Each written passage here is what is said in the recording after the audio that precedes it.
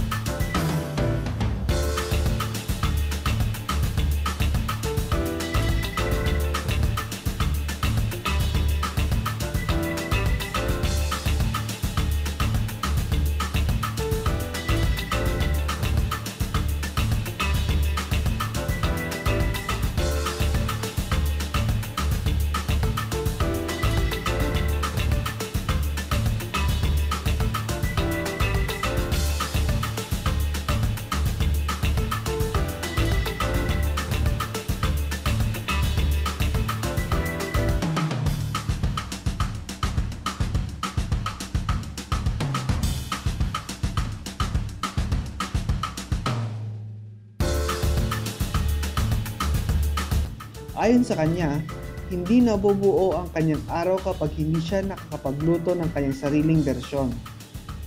Inimbitahan niya kamakailan ang Shareable Eats team sa kanyang munting restaurant para tikman ang kanyang mga sikat na specialty sa kanyang mga customer. Ang Point Point Restaurant ay matatagpuan sa Bukag Street, Mawini, Isabela. Dahil sa kalidad na lasa at swak sa bulsa, maraming kumakain sa restaurant na ito at marami na din mag-order online.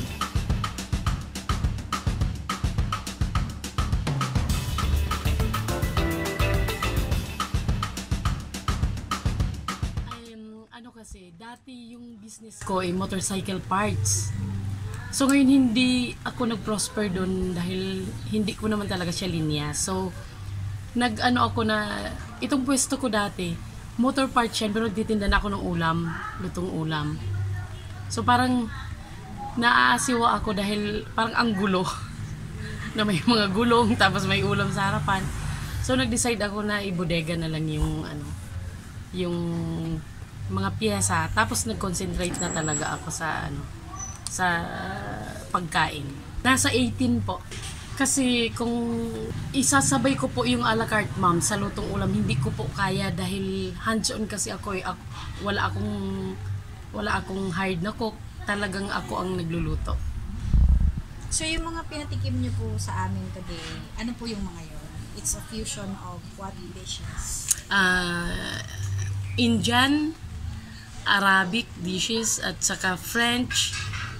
Tapos Filipino po. Ako po lahat ang nagluto nun. Marami po akong customers outside Tumawini po. May Santa Maria, Cabagan, Delphine Albano. At saka may mga taga-Ilagan pa po. At saka Kawayan.